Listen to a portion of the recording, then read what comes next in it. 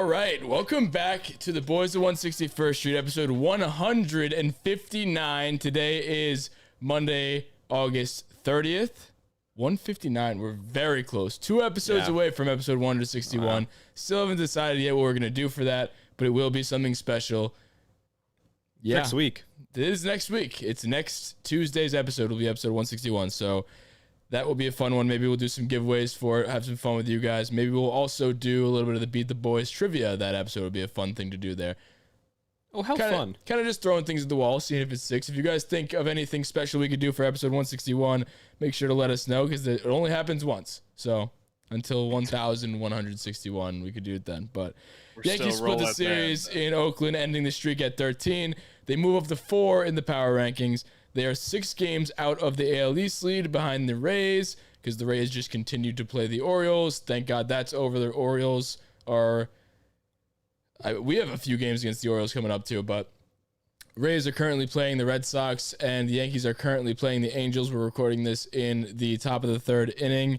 And the Yankees have a 2-game lead in the AL wild card of the top seed. So still feeling good, although the streak ended. It had to end somewhere, so like I'm not super duper upset. I am very upset because you felt something with the team that they could actually go on like a magical run. Like it didn't seem like it could end. It was going to end. Like they had it. I thought they had a real shot at doing like the Moneyball streak or something like that, but obviously it didn't happen.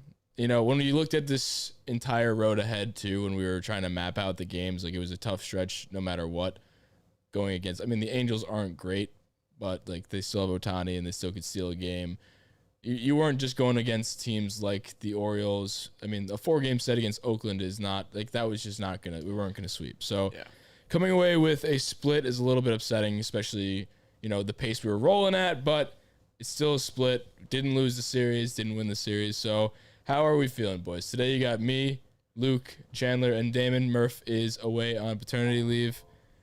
He's like in like the literal woods, I think, right now. Yeah. Honestly, I respect Murphy for missing for that. Like he just goes and just hangs out in the woods and just not a care in the world. And for those who don't know, he's not actually on paternity leave. He's literally in the woods. He doesn't have Murphy when we joke and say Murphy's a caveman, he literally is a caveman. He's borderline in Canada. So Lake George is pretty close. Yeah. I don't know if you've ever seen Dexter, but the end where he's just like as a logger in the woods, that's like Murphy. That is Murphy. Like dial-up internet. That's part of the reason why we're always like 20 minutes late to every recording. Yeah, it's blaming on him. Well, today we were late because Damon decided to step on the power cord. So we were initially scheduled to go live at 9:45, but he stepped on the power cord and we had to reset everything. But mistakes happen. It's all right. It's okay, Damon. I'm feeling pretty good otherwise, though. Good. I mean, we still haven't lost a series in a long time. When's the last time we lost a series? One more thing on Murph. He actually doesn't have internet at his log cabin. So continue. No, that was my question. It's like, when's the last time we lost a series? It's been a while, right? Probably the last time Murph has internet. Never. Yeah, Red Sox right after the All-Star break. Also, fun little stat. I know you already posted it, but when you actually hear it in words, it's pretty crazy. Every single time the Yankees have made the postseason with a 12 or higher game win streak, they've made the World Series. So I hate those stats. I mean, it's a cool stat, but I hate those stats. Stop. Wait, could you repeat no, that? I don't like Stop. them. I don't like them. I don't like them. I think those are stupid I'm stats. about Repeat to the stat. Javier Baez boo you.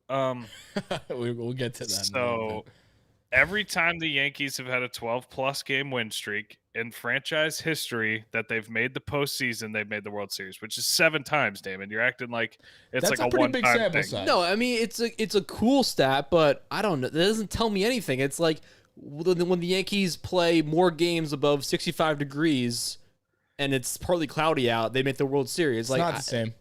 All right, know. Grinch. It's a little. I'm trying not to be the same. happy. I'm not a Grinch. I'm just saying I think that's You're like kind of being a Grinch. it's Go a spit cool on stat, puppies. but it's like a false hope stat. It's Hey, it's let me ask you almost- one question regarding this. So do you support the umpire then that took the bat away from the bat dog too? Oh, don't even get me started on that. That he should go to jail.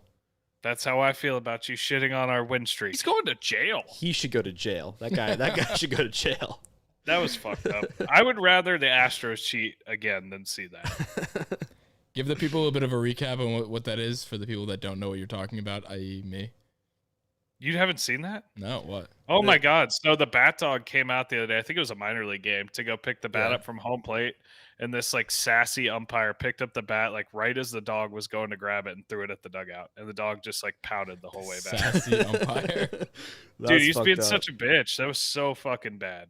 It made me really sad. Deserve to go to jail. One more thing before we get into a little bit of the meat of this episode. We do have a lot to talk about today.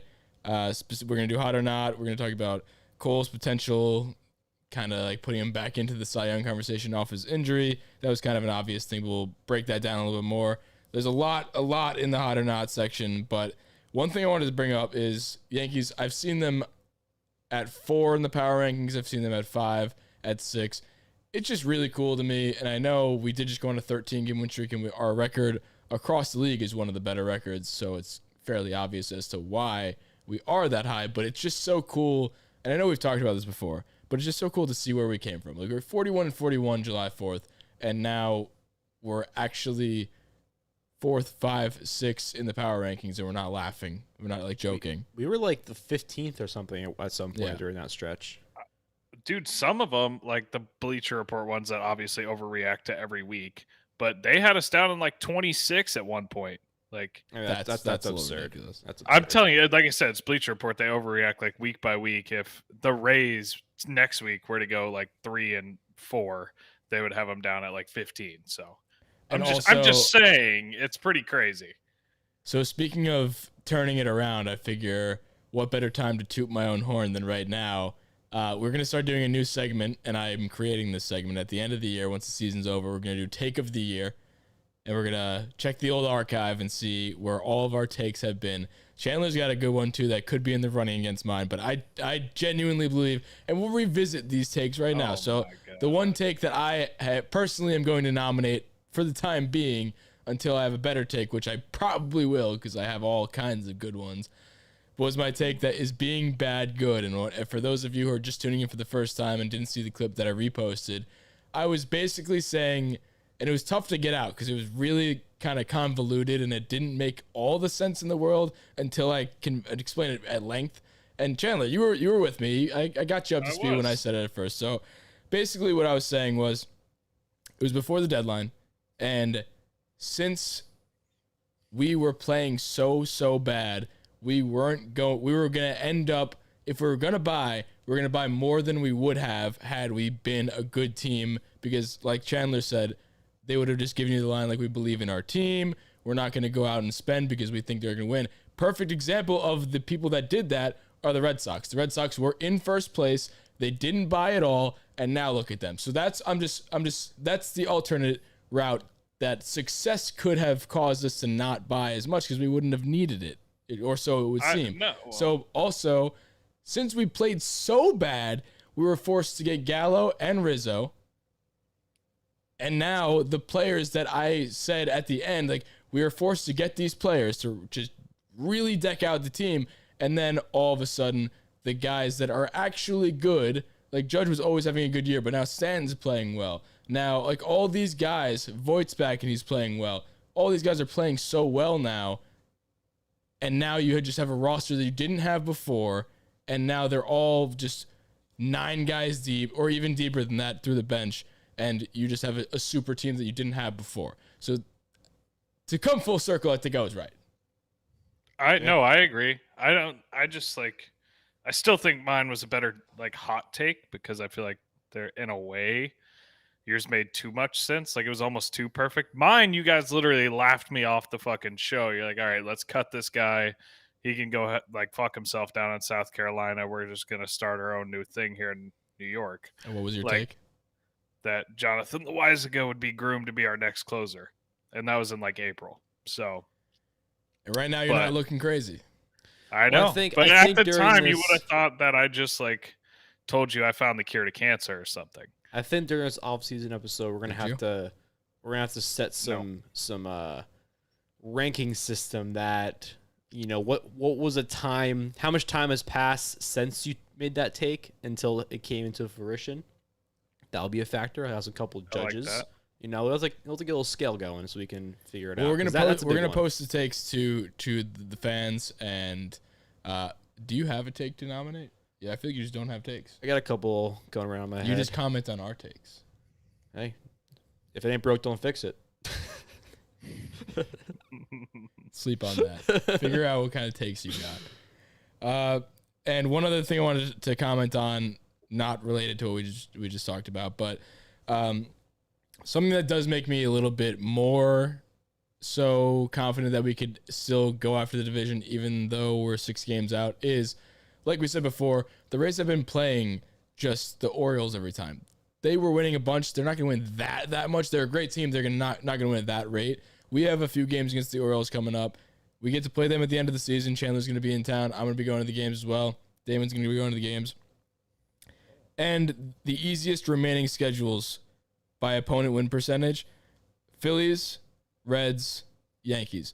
Our opponents that we're facing from here on out have a 470 win percentage, so below 500. So we have the 3rd easiest strength of schedule from here on out, which it's not a bad thing.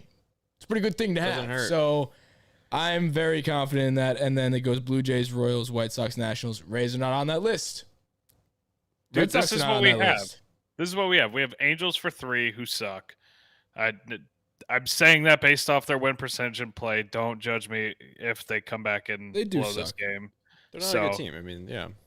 Yeah, they suck. And then we have Baltimore at home, Toronto, which obviously, and then you have the Mets, the Twins, the Orioles.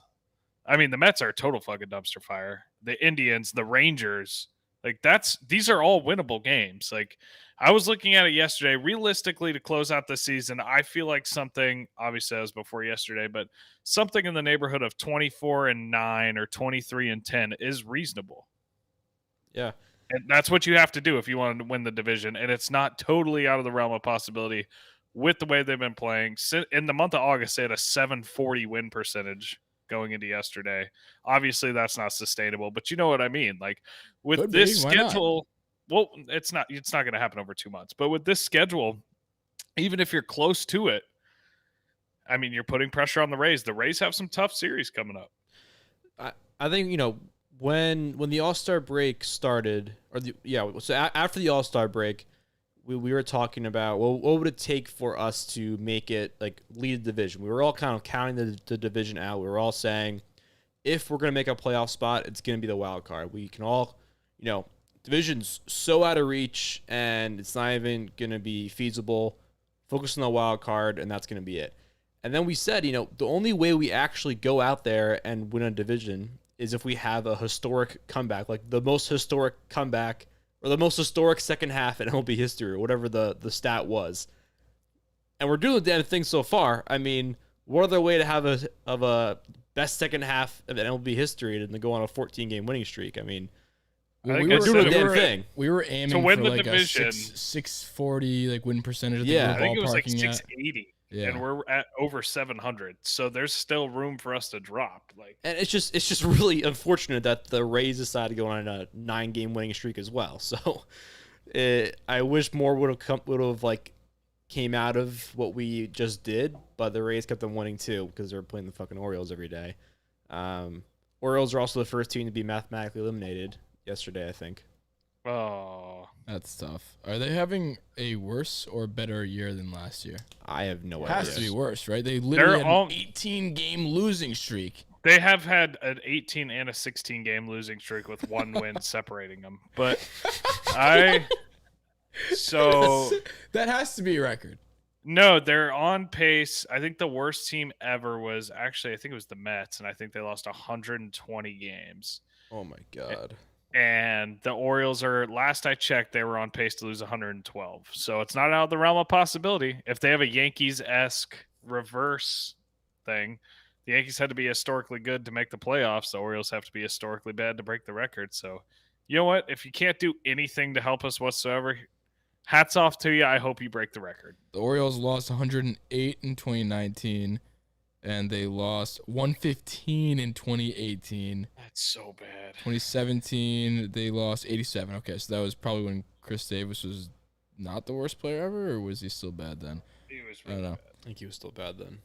He's been bad for a while. When did he sign his extension? 2015. That was when the Orioles made the playoffs, like back-to-back years with Buck Showalter. What a time. Does he even play anymore, Chris Davis? He just retired.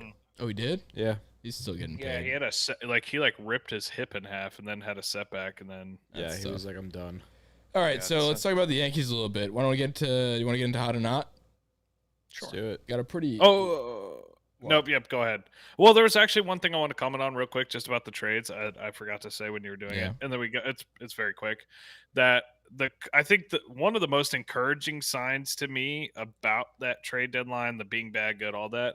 We got the high profile names, but they're not even really the ones that are making the difference. Like That Gallo was and that was my whole point, though. Yeah, Gallo and Rizzo aren't. Sorry, go ahead. Exactly. Gallo and Rizzo aren't even playing well, really. Especially lately, Rizzo's been horrible, and Gallo hasn't been much better.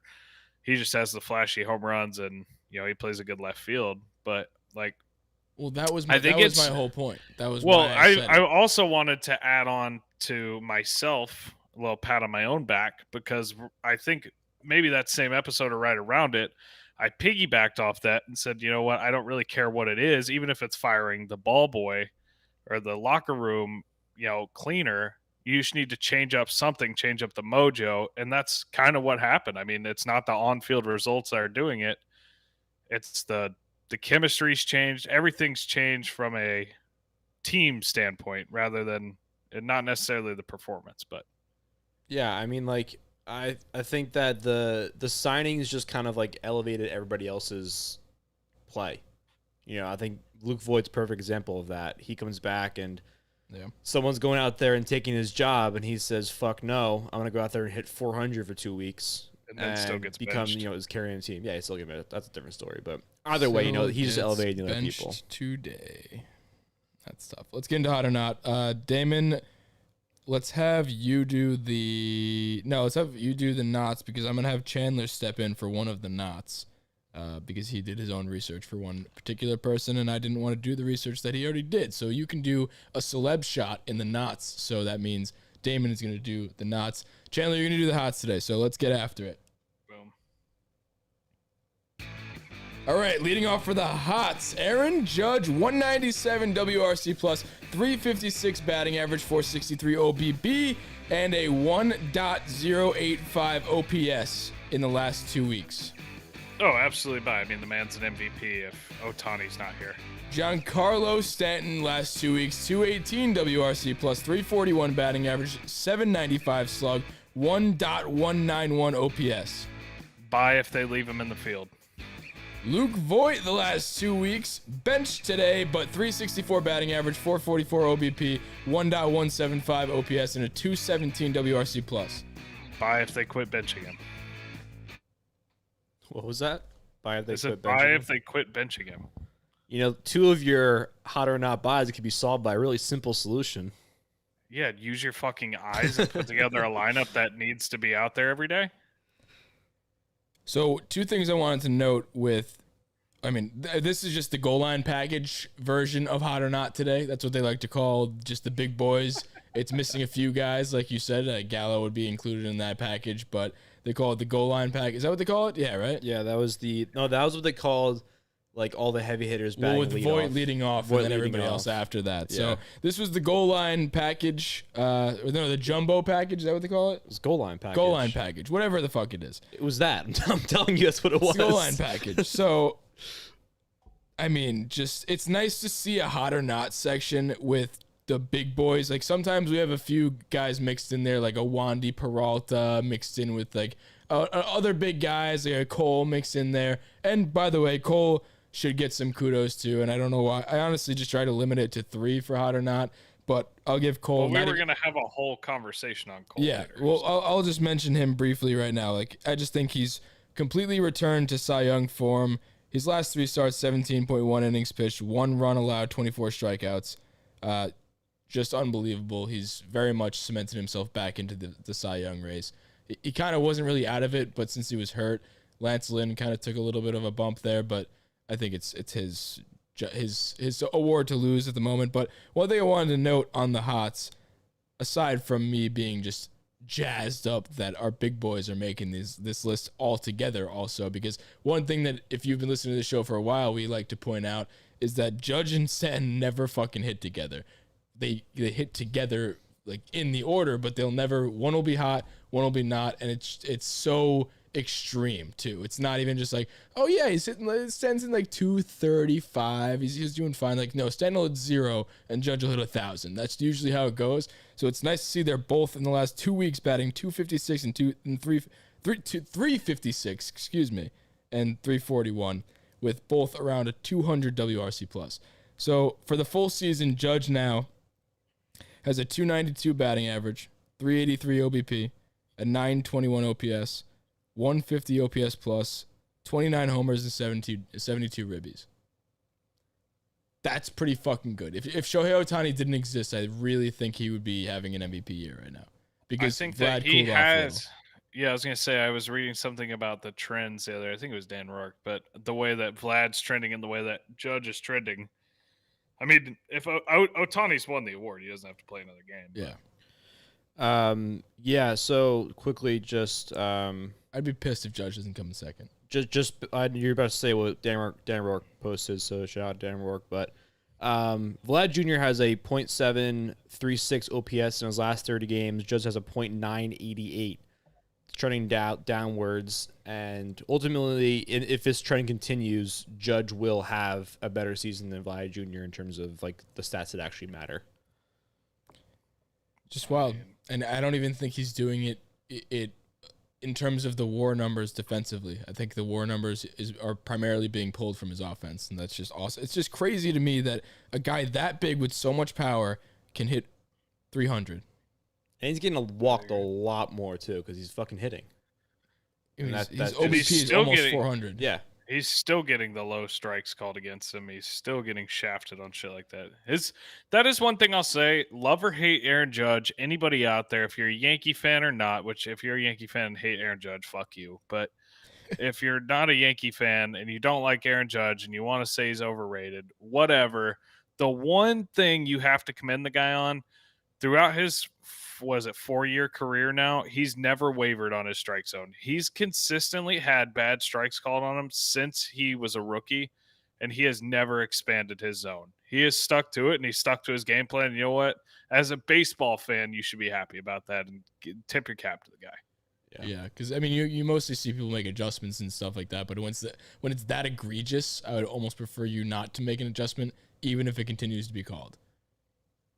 Just kind of stand in the ground. I agree. Yeah. He just he doesn't care. He'll take the extra strikeout to not change his plan, and I appreciate that. Then that's part of the reason he's so fucking good, is because it doesn't matter. He doesn't care what the outside factors are. He controls what he can control, and at the end of the day, if you want to be an MVP level player, that's all you can do. So, hats off to you, Aaron Judge, since I know you're listening. And then just takes advantage of mistakes, and that's that's a huge part of it. Yeah, and it's just crazy. Like, Shohei Ohtani currently is batting right now, and we're recording this live during the game, like I mentioned. He has 41 home runs and 20 stolen bases. And he's pitching too. I forgot. He's a sub-3. He pitches, and it's just crazy. It's just literally crazy. I don't know if anybody can ever do this again. Even if he gets hurt tonight and he's out for the rest of the year, I still think he's going to win the MVP. It's obvious. On Giancarlo Stanton, like, we were bringing attention to him to say embrace Stanton. He's not going to be the MVP, which he's still not in the MVP conversation. But it's fun now to look at the numbers that he's put up for the season at 269 batting average, 855 OPS, 133 OPS plus, 24 homers, and 67 RBIs. Like, that's a damn good year. It's a damn good year. And now he's playing the field. And I know those numbers are... I was about to say they're coming up a lot since he's been playing the field, but he did have that stretch earlier in the year where he was literally in MVP form and he wasn't even playing the field. So it's just, he does have the ebbs and flows, very extreme versions of it. Like, he'll be the hottest player on the planet and then he'll just do absolutely fucking nothing and then he'll get hot again. I wish it would be like a happy medium, but I don't know. That's just the way the guy works. It's just literally how he works. I remember when he was on the Marlins, and I was paying particular attention to him, and I know a lot of Yankee fans were, because Judge was in the home run race with him, and I remember being at the game and Judge hit a piss rocket. It was that one that went like 596, or not 596, 496 or something against the Orioles. 596 would be a fucking rocket.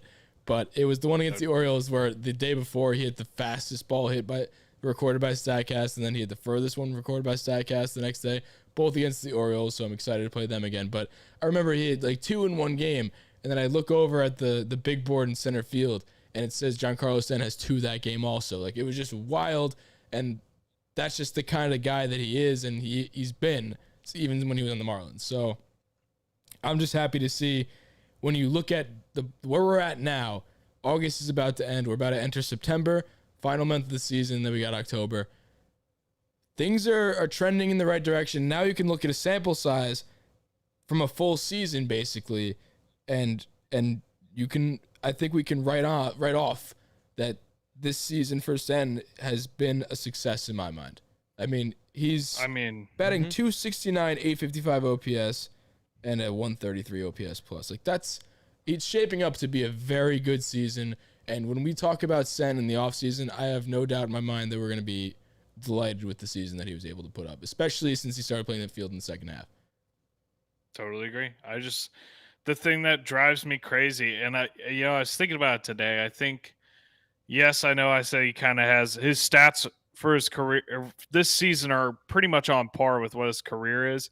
I think in Miami, he just didn't have the exposure. Like, he wasn't playing meaningful games. He wasn't on TV. He doesn't have the New York media. And his biggest knocker is strikeouts because they're so fucking ugly. When only one game every 2 weeks is on TV, nobody sees that. Now everybody sees it every single night. So I'm glad to see him returning to form. Like, he never really was horrible on the Yankees. We just had our expectations so high, and I really think if he plays the field that this should be the expectation. What he's doing right now, yes, he's going to have his slumps. He's going to be hot right now, which his hot streaks are some of the most fun in the game to watch. But I just think if he is playing the field and he's staying healthy, I don't see why an expectation of a 260-ish batting average and 30-plus home runs for the next at least 2 or 3 years is unreasonable. Yeah, completely agree. That the New York media is sometimes too much for some people that maybe we'll talk about later. I mean, his 2021 batting average is completely on par with his career batting average. It's 269 this year and it's 268 for his career. 133 OPS plus versus 143 for his career. Yeah. 855 OPS versus a 901 for his career. Like, it's very much on the same pace as everything else. 365 OEP, 359 OEP for his career, so it's better this year. Yeah, I mean, I think Ken, what you said is a really good point about, like, when you don't have the exposure, or, we're not, like, before he came to the Yankees, we weren't watching Marlins games. We just saw MVP 1. We just all saw, you see we are saw the highlights. stats. You see highlights and stats. That's all you see. And I guarantee you, if we watched every single Angels game, or if Mike Trout was on the team, I'm sure he would go through some slumps and we'd be like, oh, this fucking guy sucks, and he's the best player ever fucking live. So I think it's right. It's just like watching him every single night, and the fact that sometimes when he does play poorly, it's really poorly, and it looks like some of his strikeouts just look like he doesn't even know how to swing a baseball bat. But then he goes down a run that he hits 400 in the next 2 weeks. I mean, even during his MVP year, he still struck out 24% of the time. Yeah. And it's not like the strikeouts were any better. I was looking because I was genuinely curious last week, and I was like, surely on the Marlins, like, he had to have just been this, like, god amongst men, and it's just not true. When he was on the Marlins, he was still striking out like this. Some of the worst strikeouts of his career. If you look at, like, montages of strikeouts and stuff, which the fact that you have a montage video of strikeouts says enough about your game, and it hasn't changed. Like, he was still having these just horrible strikeouts when he was there. It's just not as publicized because, one, he wasn't making the money he is now. He got traded like 2 years into his deal, if that. I think it was 1 year. Yep. And then, two, he wasn't in New York. He was playing for the Marlins, who they just weren't very good. I think he had 1 or 2 years where the Marlins were relevant, like during the Jose Fernandez years during his, like, peak. But yeah, that's it. moving on to Void. I mean, we talked a lot about Void in the past couple episodes. We're not going to really get into it much this episode. It's just something to be said. The fact that he makes this list again. He's routinely making this hot or not list. Maybe that's in part due to the fact that he isn't getting as many reps as other people. So like he only has to do it for a couple games and he can make the list because he can't be negatively impacted by not playing. But at the same time, he's taking advantage of every single moment he gets, and he's doing it. He's doing the damn thing. Like I said, 364 batting average, 217 WRC plus in the last 2 weeks, 1.2 OPS. Like he's just doing unbelievable, and that'll segue me into another section that we like to call the knots. His counterpart is going to be on the not list. Spoiler alert. And I mean, you see it again tonight. He gets benched again. Stan's DHing, and I mean, I guess this is just what they're gonna do. But like, when a guy's playing so well, like you have to just let him rock. You can't keep taking him out.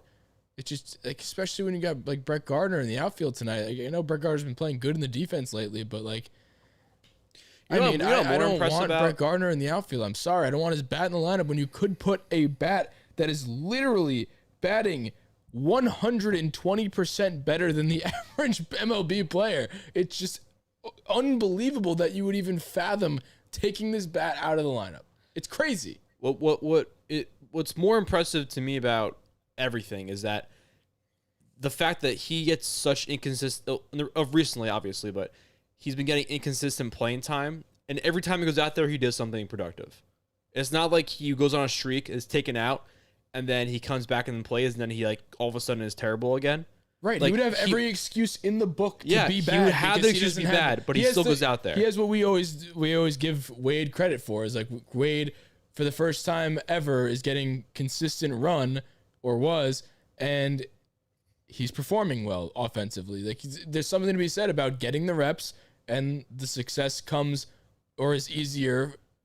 It follows after getting consistent playing time. It's just difficult to get in a rhythm when you don't play every day. And that's even more of a hats off to Voit for the fact that he's able to put up these numbers while playing like every other day. It's just unbelievable. Yeah. And he wants to be out there. Like he's such a big part of this team, regardless of actually playing. He's a huge guy in the dugout.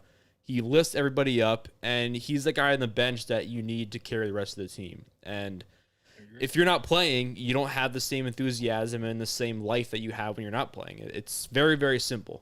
It's a simple solution, and they need to start doing it. I hate to bring it up again and again and again, but like he keeps getting benched again and again and again. We don't get why. Like, just play Stanton in the outfield. He's been playing well, hasn't gotten hurt yet, knock on wood. But even if he does, like, that's the problem that you signed up for with him. Like, you knew this was going to happen. You can't just play scared. We've said this so many times, and it's obviously the case right now. I mean, I guess to play devil's advocate a little bit here, we were talking about this a couple months back when we weren't in the playoffs, and we were trying to press hard on the gas to make the playoffs, and we were like, you can't afford to not play Stanton so that Voit can't play, all this stuff. Rizzo wasn't even on the team at the time, so we were in a spot where we couldn't bench people. Now, to play devil's advocate a little bit, we are currently slated in the playoffs if they were to end today. If they were to end today, we would be playing the Red Sox in the Bronx for a wildcard game, which would be pretty fucking cool. Do you want to hit Chris Sale in a do-or-die game, I don't. Okay. I don't know what Chris Sale is this year. He's fucking nasty is what nasty. he is. He's 100% back to himself. Okay. So, no, I don't. But I'm just saying, maybe that's a reason why they could do this thing, and they really are preserving him for the playoffs, and that's obvious. That is what they're doing. But here's the thing. Stan hasn't played in the field for 4 games in a row, or 3 games in a row for that matter.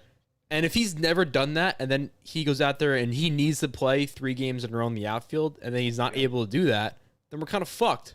Thank you, Damon. At the very minimum, he needs to be able to play 3 games in a row if we're going to play a 7-game series and win. And we have the full playoff roster and the best lineup we can put out there. I think mathematically, he has to do that because if you play, minimum. Well, yeah, because I mean, if you play a National League team, if we make the World Series, then you have to play 3 in a row. Yeah, no, you're totally right. No, but not even that though. If we're playing in the conference, or if we're playing for the sorry, not the conference. Conference, huh? If Somebody's in we're- the college football ALCS. mood. Sorry. If we're playing the ALCS, he needs to play in the outfield 3 games in a row for Voit to DH. And if Voit isn't DHing in those games, I'm gonna fucking lose it. Like that's like. I think that's absolutely they're going to do that. I just think, But he what- has to what be. they're- He has to be able to do They're that. building He him hasn't. up. They're building he him hasn't. up, and I honestly, the more we talk about this, the more accepting of it I am. Maybe that's being brainwashed by being a Yankees fan forever and him not getting any time in the playoffs, and now at least we're getting something. But you know, since we are currently in the playoffs, we did go on a 13-game win streak with him sporadically playing in and out and Voit playing in and out, not having the A lineup every single day. Maybe it isn't such a bad thing to be building him up. Like maybe the next few games, he gets the off day in the outfield today. Maybe next couple games, because I'm pretty sure we don't have an off day for like the next 10 days or something. Yeah. So We maybe have an off day in like 3 days. okay, then I'm wrong. But maybe wow, they just hit a fucking grand slam. No, they didn't. No. Oh my fucking god. Everything I just said, throw it out the window. Stan needs to play the outfield every fucking day. We need the bats. No, but like, other than that, like, Are we about to lose to the fucking Angels? Really? it's the 4th inning. After tonight, like, Sen could probably play, you know, 3 games in a row in the outfield, and then he gets an off day, and then it's 4, and then it's 5. Like, that's probably how they're gonna handle the rest of the season, and I'm personally kind of okay with that. So let's get into the not list. So I'm going to do 2, and then I'm going to have Chandler do a celeb shot and do the 3rd one, and he knows exactly who that person is. So first up on the not list is Anthony Rizzo, the counterpart to the man we were just speaking a lot about. In the last 2 weeks, 156 batting average, 222 OBP, 410 OPS, and a 16 WRC plus. I'm not gonna buy, but it's disappointing. Joely Rodriguez, ever heard of that name? Haven't fucking talked about him. Actually, I don't even think once on this show. The last 30 days, hitters are batting 294 against him. That's the worst on the team. He has a 6.2 K per 9, which is the lowest on the team. And the numbers otherwise aren't horrible, but I just wanted to kind of get our thoughts on this guy because we never really fucking talk about him. I'm not gonna buy it, but we can talk about it. Okay. And Chandler, what do you got for Chad Green? Oh, you're probably gonna want to stop the music for this one, but I'm just fucking on surface level. I buy that he sucks in high leverage spots. But if you want me to get into it, then I will get into it. That's gonna take more than the music. Yeah, the music will just shut off. But get into the stats on Chad Green because here to preface it, we always talk about Chad Green, and we've seemingly noticed these moments where he blows up in the high leverage spots. But then the numbers, when you look at them at face value for the whole season, they're great, and he's among the best in the league in multiple like season long stats. So I wanted to just preface it with that, and then you went and did your sleuthing. So enlighten the people. So I looked it up today because I was curious. You know, I feel like Chad Green blows every single game he's ever in, and that's just like a gut feeling. It turns out he actually is pretty fucking bad in clutch spots. I thought that, you know, maybe I was just overreacting, whatever it is. So there's in high leverage situations, he typically comes in a high leverage spot, right? And there's 2 stats that I was looking at for this, and it's the stat when you come into the game, the rating of the situation when you come in, and the rating when you leave. Like I said, I haven't sat here and done a deep dive into the high leverage stat itself, but I can tell you when you're coming into a game and your the situation the game's in is a lower high leverage than when you leave. That's not good. When you're leaving, it means whoever's coming in is cleaning up your mess. B, the clutch statistic. There's an actual clutch statistic. There's a very long formula with it. I'm not going to sit here and define the formula. But basically, so you have 2.0. It's graded on 0. 0 is average. 2 is excellent. 1's great. And then like 0.5 is average. And then the flip side for the negatives, right? So you have negative 0.5 below average and then poor than awful. His is negative 1.12, which teeters between poor and awful on the clutch thing. So the metrics actually back it up that he is very not clutch and he kind of sucks. And he's also like 60% in save situations this year if you just want to look at face stats. But the Fangraphs actual high leverage and clutch statistics support exactly what we're all thinking, because you always have the 2 or 3 people, the people straggling along. They're like, oh, but look at his ERA. It's 3.1. Like, shut the fuck up. Well, yeah, but that also takes into account the 2 innings he pitches against the teams like we should be beating right now, like the Angels. Excuse me. Ew. Whenever he pitches 2 innings against the Angels and like a 7-2 game, that also goes into that. And that's why his numbers on face value look good. But in large part, this year especially, whenever he's coming into games, he's not that good. And it's really been a trend for, let's see, 1, 2, 3, 4. He's in his career since 2016. He's never been a clutch performer. He's hovered around average to slightly below, and at his best, he's been average in clutch spots since 2016. So this isn't a new trend. And I looked this up in about 20 minutes. So maybe the Yankees, who claim to have the best analytics department in the world, maybe they just need to do a little Fangraphs Google, because if you're really that numbers heavy, and I can find that in, like I said, 20 minutes, do your own research, because it's bad. No, I mean, like, on the eye test. Yeah. As I'm about to say, like, watching the games and experiencing them, those stats seem like they're accurate, because I feel like I've watched multiple scenarios where Chad Green blows it in high leverage situations. Yeah, I mean, agreed. But like, where would you'd still slate him as one of the top bullpen arms we have? Yeah, but I mean, would you not? I would. Yeah, I would. But I think that there's enough to back it up. Him out in one of the high leverage spots, because it's kind of what we're dealing with. We got Loaisiga, Chapman for whatever that's worth. I mean, who else would you put in high leverage situations? Wandy Peralta. Honestly, starting to Hold on, let me look this up. Oh, really quick thing that's kind of funny. You want to know who's warming up in the pen to relieve Kluber right now after the Grand Slam? Heaney. Chad Green. Heaney and Licky. Licky's been good recently. No, but the Heen dog. It's a sweaty outing. Heen dog's gonna go against his former team. Oh, they're gonna fucking throttle him. They are. They probably never liked him, and now it's just the time where they're just gonna take out all of their aggression. I mean, my man's about to get ravaged on it. And I mean that in the worst possible way. Okay. Wandy Peralta has been above average in clutch situations this year. He's at a 0.32, so that grades out at right about above average. But so you're right, though. I'd be interested his to see the 0.32, other fun fact, his 0.32 is higher than any season Chad Green's ever had in a clutch rating in his smaller career. sample size. I mean, are you saying for the whole year, or since he joined the Yankees? In his career.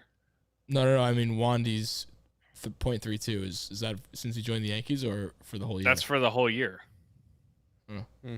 That's the season of 2021. He's got a 0.32. Do you have the other Yankee relievers pulled up? I'd be curious to see where they rank.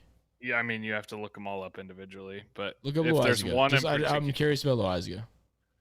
I looked him up earlier. I don't actually, surprisingly, his weren't that good. He was right around average. Really? I believe so. But I feel like he's just starting to go into the second half of this year. He's been starting to be really put into those high leverage situations. So I agree. I guess. Like I said, none of these metrics are concrete perfect, but the fact that Loaisiga is dead average, and then what's Chapman? He's dead average. Honestly, this is kind of a cool little chart. Yeah, what's I like Chapman? seeing these. I'm looking at them now. That has to be a bad one. How about Wandy Peralta being better than Loaisiga and Chapman? Yeah, I guess to your point though, Rel, like if the situation comes, you're probably going to put him in there. Yeah. And because there's not a ton of options that have. I mean, if Nestor goes to the pen, experience. if Nestor goes to the pen, which he probably will in the playoffs, he's one of the first I'm taking. Yeah. out. Chapman's Yeah. been average to above average. All right.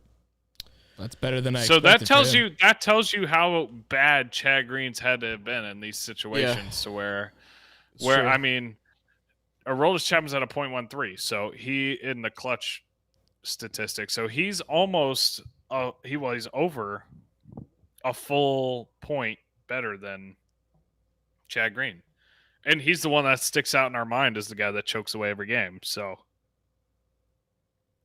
I don't know.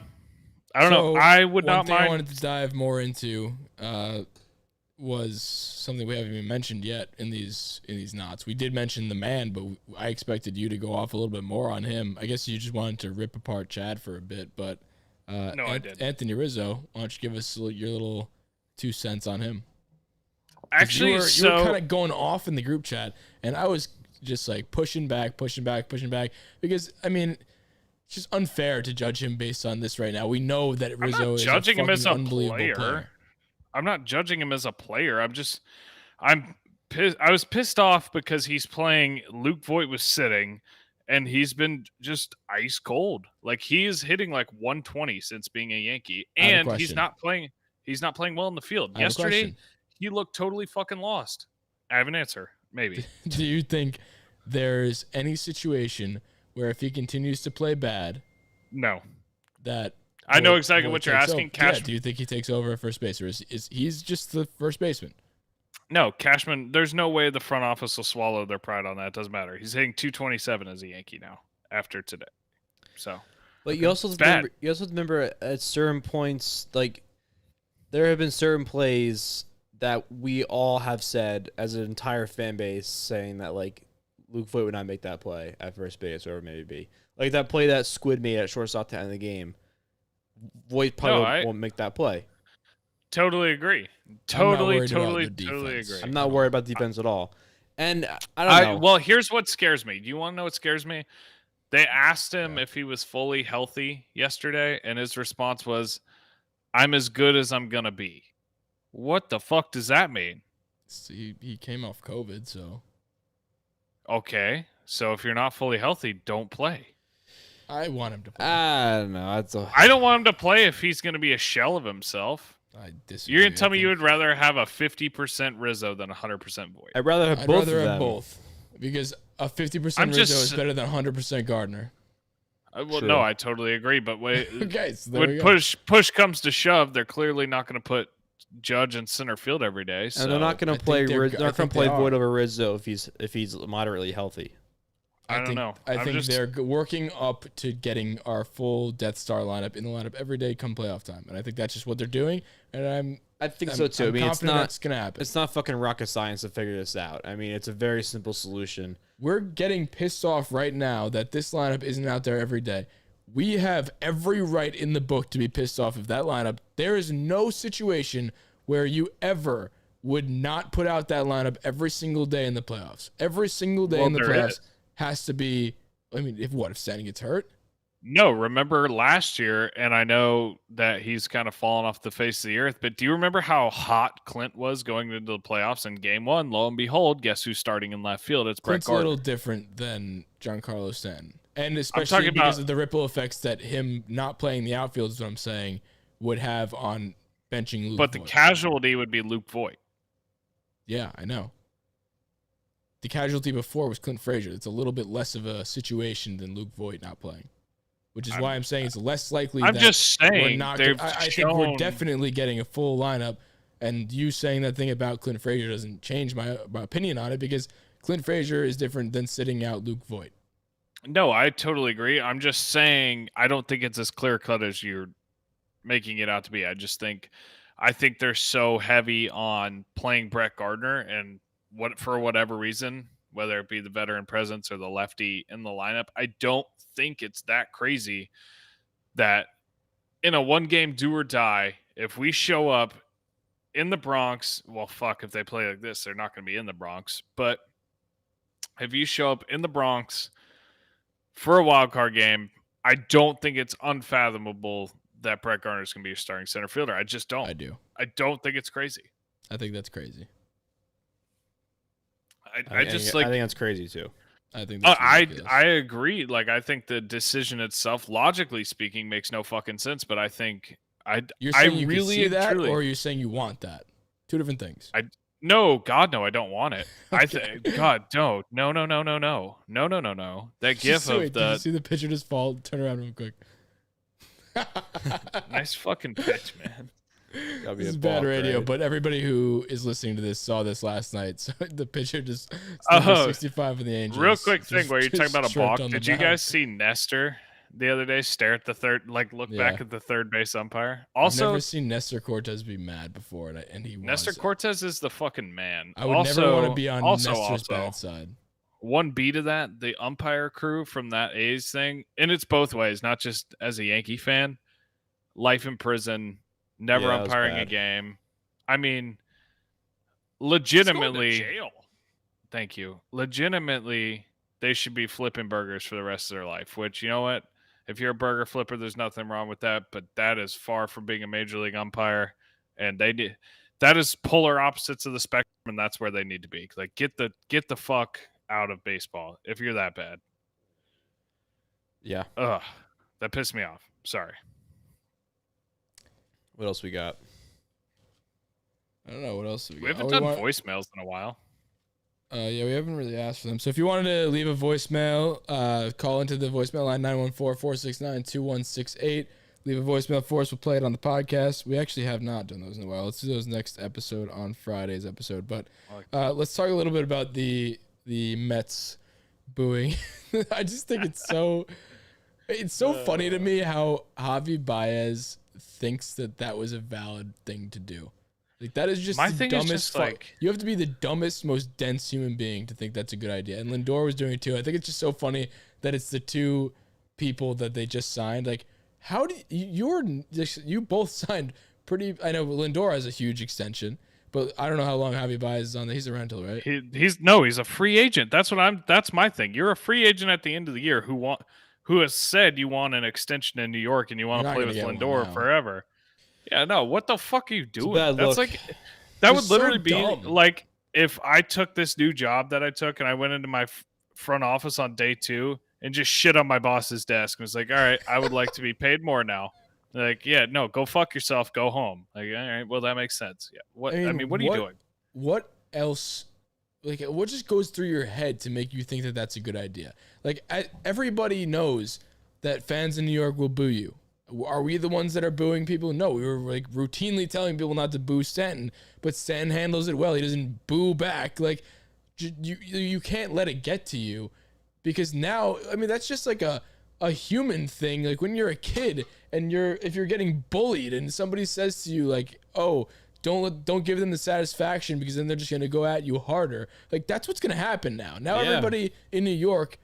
I mean, It's your own I don't fans. personally give a fuck. Like, he's Javi Baez. He's not on the Yankees, but like, if he was on the Yankees, I immediately don't like him. Like, that's ridiculous. So It's so funny. Did you see the comment from it started like going crazy today. They had Jeter, his quote whenever they booed Derek Jeter in Yeah. Yankee Stadium. he said, "My average dipped below." You have in front of you. Yeah, I have it in front of me, so I don't blame him.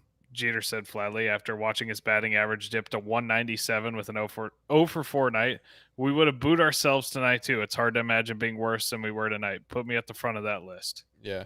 So Own it. I was watching the Nationals game today, and the announcers were talking about this as well, and they said it very plainly. They were just like, "You don't like getting booed?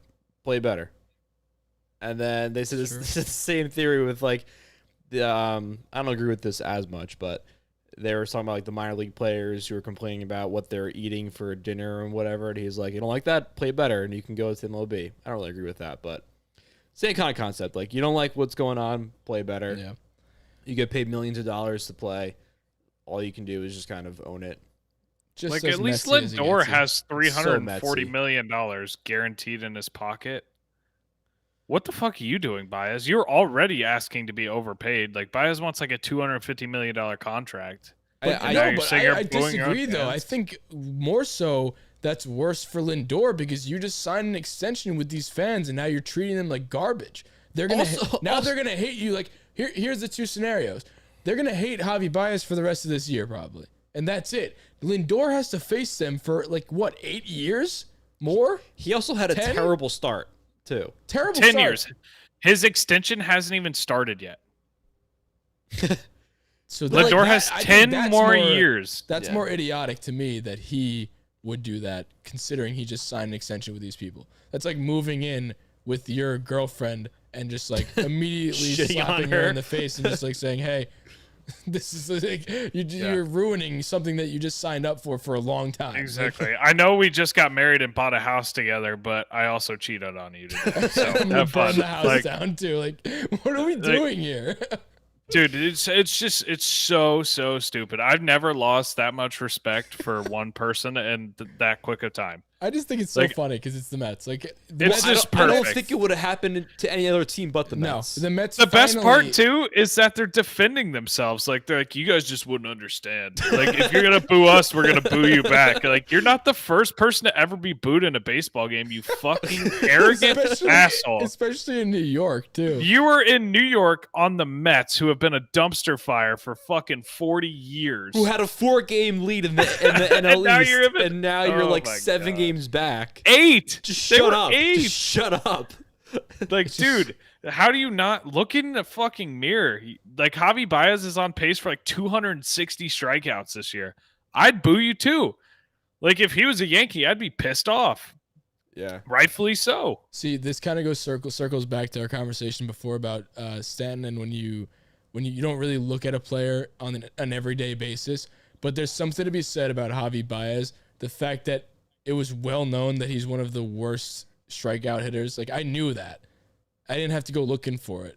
Yes, I'm a big baseball fan, but I knew that, which means to the person watching Javi Baez every day, that's got to be pretty fucking shitty. And now he's just a crybaby. So Did you see the video the other day of him striking out? It was like Baez a bit early on this one. Yeah, And I saw that. the ball wasn't even in the frame yet, and he had Yeah, already was swung. swinging. It's like, Yeah. It's like, dude, if you're swinging at balls like that, that is literally, that's what I look like when I was, I don't know, 10, and I played my first ever kid pitch game, and the kid throwing through like 70 at 10 years old. No, And I was it's like, well, I'm going to shit my pants, so I'm just going to go up here and swing it all 3 pitches the second it comes out of his hand. no, literally. If it was you're like, swinging like that and you want $200 million, you deserve to be booed. Sorry. Go fuck yourself. It's like when you're playing MLB The Show and then you just accidentally press swing as soon as the pitch is released, and then you just like when you're impatient, yeah, yeah. you're impatient, Did and you just, guys like, ever flick play it. Tap Sports where you're Yeah. just pressing Yeah. the screen over and over to skip through all the shit, and the Yeah. guy swings before he even goes in That's the exactly windup? what it was. Yeah. You could swing. You could swing again, can't you?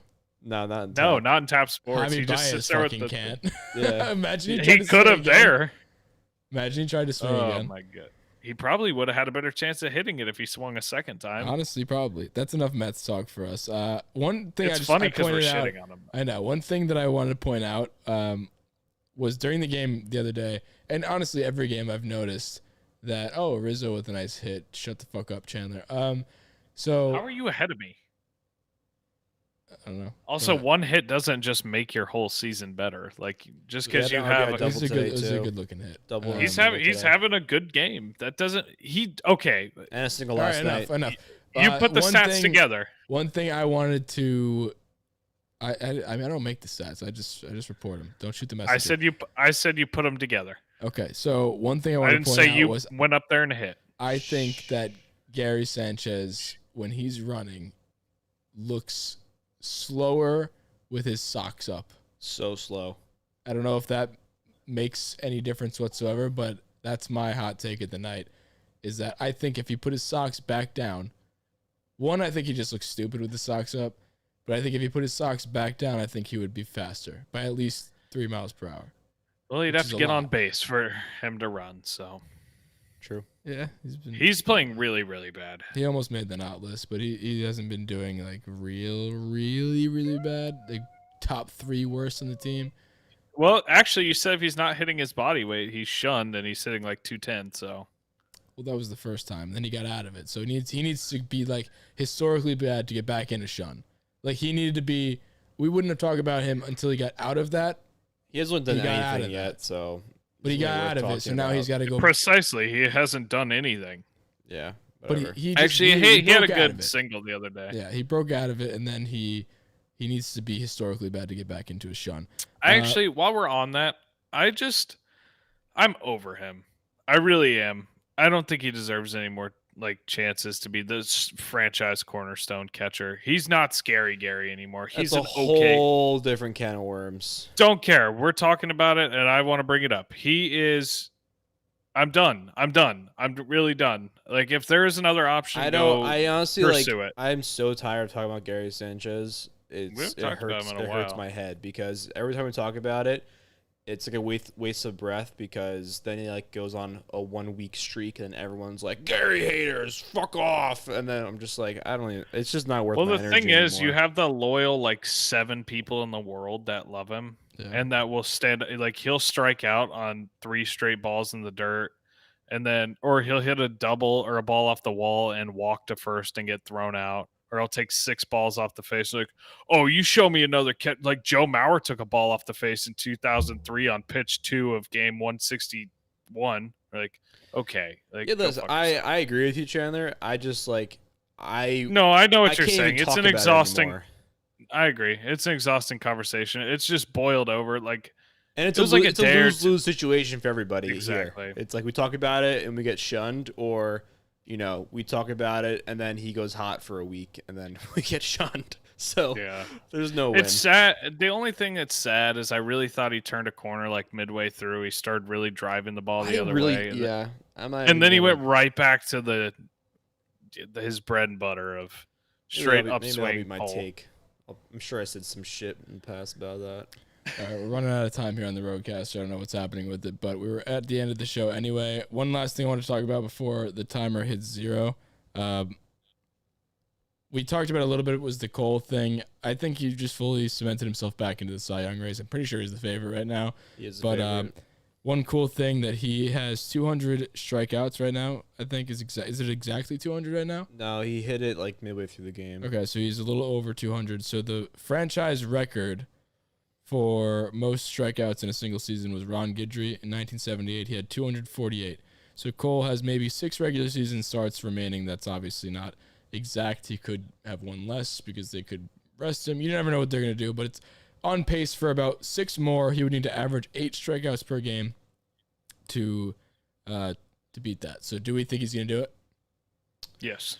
I think he does. Yeah, for sure. I mean, that's his season average so far. I'm pretty sure. It is the season average. Yeah. Yeah. I think the other cool thing too was that Good numbers, David. when he was asked about it, how do you feel about hitting 200? He was just like, "That's my job." Yeah. That's all he said. Yeah. Next question. Yeah, they're me up. like, "Is this a goal of yours?" He was like, "I'm doing my job." Yeah, it's literally, I get paid. to do Fucking this. right, you are. Fucking There's goddamn right. somebody shared a clip under it. He has the. It's not over. He has one goal in mind. That's to win a World Series. Yeah. All right. Thank you for tuning in. Always appreciate you guys sticking around to the end here. If you enjoyed the show, leave us a 5-star rating on iTunes. We really appreciate it. If you get to one, I don't know. If you get a lot of them, let's put it at 265 again. If you get 265 reviews on iTunes, I'll literally eat a baseball. So, see you guys later.